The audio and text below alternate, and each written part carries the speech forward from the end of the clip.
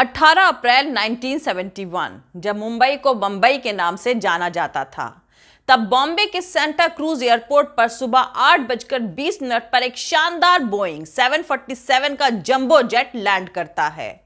इस बोइंग को Indian air force के 2 MiG-21 एयरक्राफ्ट हवा में एस्कॉर्ट करते हैं। उसके बाद 67 साल का एक शख्स वहां मौजूद लोगों को एड्रेस करता है। उस इंसान के लिए यह बहुत बड़ा मूवमेंट था, क्योंकि यह वही शख्स है जिसने 1932 में पहली बार बॉम्बे में प्लेन उतारा था। 15 अक्टूबर 1932 को एक दुबले पतले शख्स ने, जिसने सफेद रंग की शर्ट और पैंट पहन रखी थी, कराची के हवाई अड्डे के पुसमौत हवाई जहाज से बंबई के लिए उड़ान भरी। वक्त था सुबह के 6:35। बीच में कुछ वक्त के लिए हवाई जहाज अहमदाबाद भी रुका, जहां बर्मा शेल के 4 गैलन के पेट्रोल के ड्रम को बैलगाड़ी पर लाद कर लाया गया था और उस छोटे से एयरक्राफ्ट में भरा गया था। कुछ घंटे बाद दोपहर 1:50 पर इस प्लेन ने बॉम्बे के जुहू एयरपोर्ट पर लैंड किया। इस हवाई जहाज से तकरीबन 27 किलो वजन की पोस्ट यानी चिट्ठियां उतारी गई थी। ये एक हिस्टोरिकल मूवमेंट था, क्योंकि यहीं से भारत में सिविल एविएशन यानी नागरिक उड्डयन की शुरुआत हुई थी। और जिसने 1932 में पहली बार बंबई में इस हवाई जहाज को उतारा था, उस शख्स का नाम है जहांगीर टाटा। पूरी दुनिया में उन्हें JRD के नाम से जाना जाता है।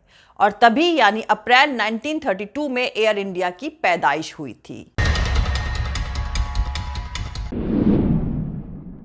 उस वक्त के इंडस्ट्रियलिस्ट जहांगीर टाटा ने इसको एस्टैब्लिश किया था, मगर तब उसका नाम एयर इंडिया नहीं हुआ करता था, उसका नाम था टाटा एयरलाइंस। टाटा एयरलाइंस की शुरुआत यूं तो साल 1932 में हुई थी, मगर जहांगीर टाटा ने साल 1919 में ही पहली बार हवाई जहाज तब शौकिया तौर पर उड़ाया था, जब वो सिर्फ 15 साल के थे।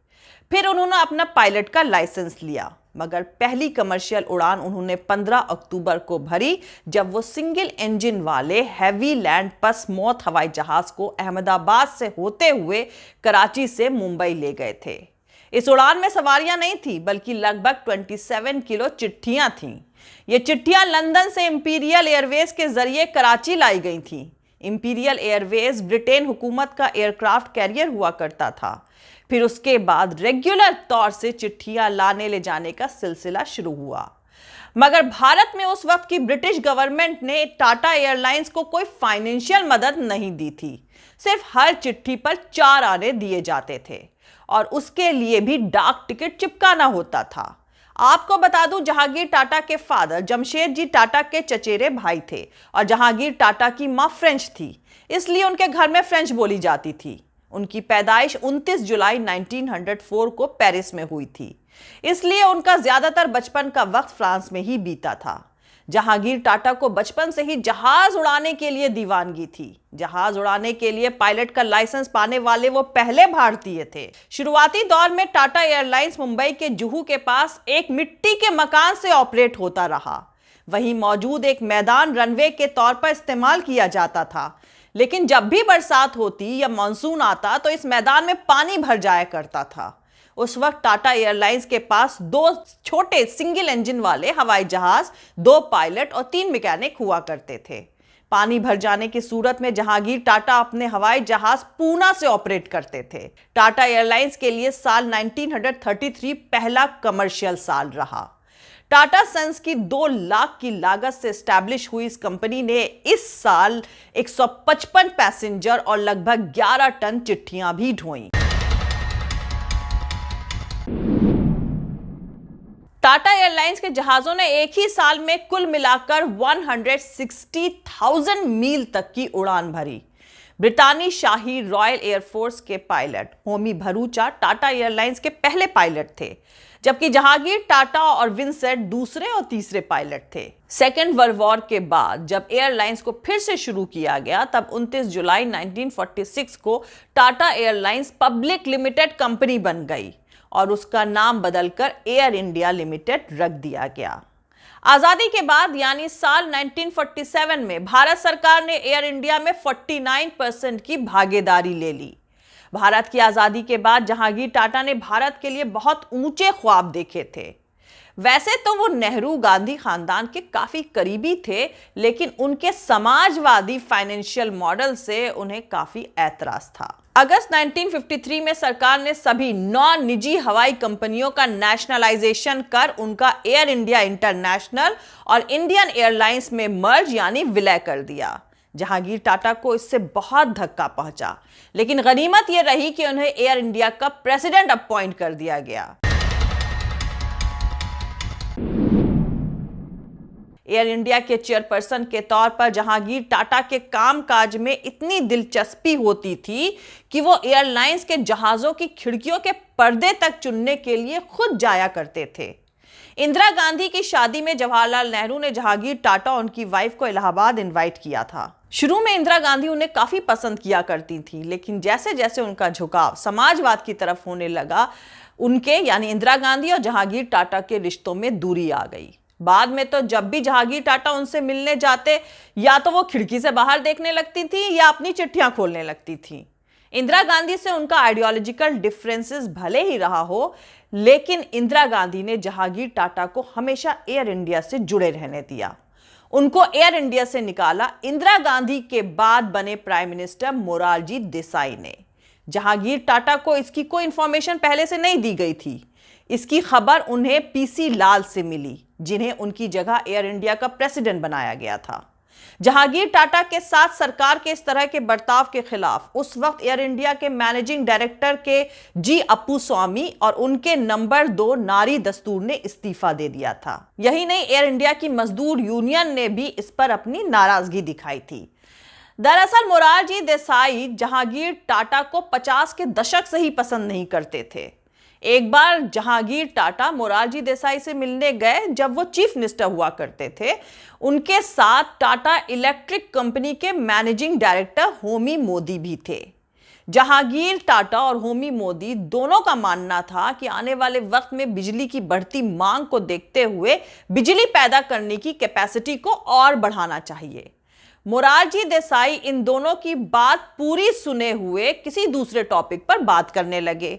ये देखते ही जहांगीर टाटा फौरन कुर्सी छोड़कर खड़े हो गए और मोरारजी देसाई से कहा कि वो इस मीटिंग को आगे बढ़ाकर मोरारजी देसाई का कीमती वक्त बर्बाद नहीं करना चाहते हैं।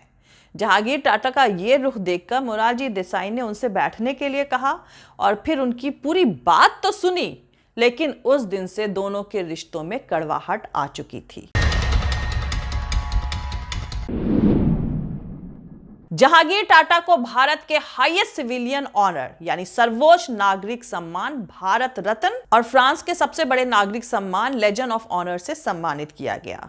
जहांगीर टाटा इस दुनिया को 89 साल की उम्र में 29 नवंबर 1993 को हमेशा के लिए छोड़कर चले गए। उनकी मौत किडनी में इन्फेक्शन की वजह से जेनेवा स्विट्जरलैंड में हुई थी।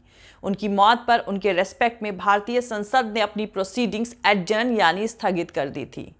और अब 15 अक्टूबर 1932 को जिस दुबले पतले जहांगीर टाटा ने सफेद रंग की शर्ट और पैंट पहनकर कराची से हवाई जहाज में बंबई के लिए उड़ान भरकर एयर इंडिया को एस्टैब्लिश किया था, जिसके हाथ से मोरारजी देसाई ने एयर इंडिया की बागडोर छीनी थी, उसी एयर इंडिया की टाटा ग्रुप में 2021 में घर वापसी हो चुकी है। नमक से सॉफ्टवेयर तक का कारोबार करने वाले टाटा ग्रुप ने कर्ज में डूबी सरकारी एयरलाइंस कंपनी एयर इंडिया की 100% हिस्सेदारी 18,000 करोड़ रुपए में खरीद ली है। Investment and public asset management के सचिव तुहिन कांत पांडे ने बताया कि टाटा सन्स की कंपनी टेलेस प्राइवेट लिमिटेड ने एयर इंडिया खरीदने के लिए 18,000 करोड़ रुपए की बोली लगाई थी, जिसमें उन्हें जीत हासिल हुई। टाटा सन्स के चेयरमैन रतन टाटा ने एयर इंडिया की घर वापसी का वेलकम करते हुए कहा कि टाटा ग्रुप का एयर इंडिया की बोली जीतना एक बड़ी खबर है। एयर इंडिया को फिर से खड़ा करने के लिए हमें काफी कोशिश करनी होगी। हमें उम्मीद है कि इससे टाटा ग्रुप के एविएशन इंडस्ट्री में मौजूदगी से मजबूत बिजनेस अपॉर्चुनिटीज पैदा होंगी। इमोशनल तौर पर अगर कहा जाए तो जहांगीर टाटा की अगुवाई में एयर इंडिया ने एक वक्त में दुनिया की सबसे प्रेस्टिजियस एयरलाइंस में से एक का रुतबा हासिल किया था। शुरुआती सालों में एयर इंडिया की जो साख और रेस्पेक्ट थी, टाटा ग्रुप को उसे फिर से हासिल करने का एक मौका मिला है। टाटा सन्स के चेयरमैन रतन टाटा ने कहा कि जहांगीर टाटा अगर आज हमारे बीच होते तो उन्हें बेहद खुशी होती। दोस्तों, आपको बता दूं कि एयर इंडिया की 30वीं बरसी पर यानी 15 अक्टूबर 1962 को जहांगीर टाटा ने एक बार फिर से कराची से मुंबई के लिए उड़ान भरी थी। वो हवाई जहाज खुद चला रहे थे, मगर इस बार जहाज पहले से ज्यादा एडवांस था, जिसका नाम था लेपर्ड मोथ। फिर 50वीं बरसी यानी 15 अक्टूबर 1982 को जहांगीर टाटा ने कराची से मुंबई की उड़ान भी भरी और अब उनकी स्टैब्लिश करी गई एयरलाइंस वापस टाटा ग्रुप के हाथों में लौट आई है, तो उम्मीद है कि पुरानी प्रेस्टीज भी लौट आएगी। जय हिंद, सत्यमेव जयते, अल्लाह हाफिज। दोस्तों, हमारा पूरा वीडियो और दूसरे और वीडियोस देखने के लिए हमारा YouTube channel political Tamasha with doctor Arshi को सब्सक्राइब करके वहां पे लगी बेल आइकॉन को जरूर दबा दें, ताकि आपको हमारे आने वाले हर वीडियो की अपडेट्स मिलती रहे। और दोस्तों, अगर आपको हमारा काम पसंद आता है, हमारे वीडियोस पसंद आते हैं, तो www.patreon.com/dr अर्शी खान पर जाकर डोनेट करके आप हमारे काम को सपोर्ट कर सकते हैं। दोस्तों, अगर आपको हमारा वीडियो पसंद आता है तो लाइक और शेयर करना हरगिज नहीं भूलें। आप हमें फॉलो भी कर सकते हैं हमारे ट्विटर, इंस्टाग्राम और फेसबुक पेज पर। मेरा ट्विटर हैंडल है @arshi_aziz khan। थैंक यू, मिलते हैं अगले वीडियो में।